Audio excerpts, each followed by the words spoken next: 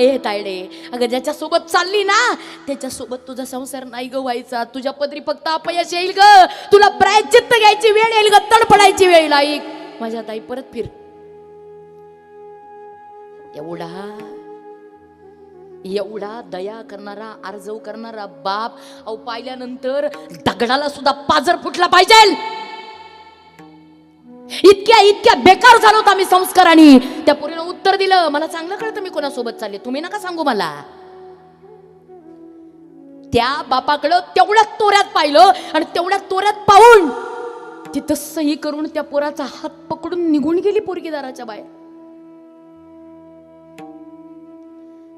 बघत राहिला तो बाप, पश्चाताप करत राहिला तो बाप, रडत राहिला तो बाप.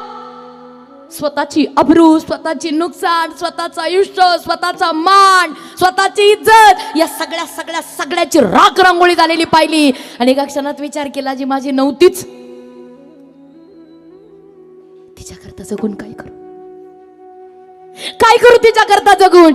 एका क्षणात त्याच दारामध्ये या बापाच्या पायापासून एक कळ आली, ती कळ हृदयापर्यंत आली. धाडकन तो बाप त्याच कचेरीच्या दारात प्राणोत्क्रमण होऊन मरून गेला.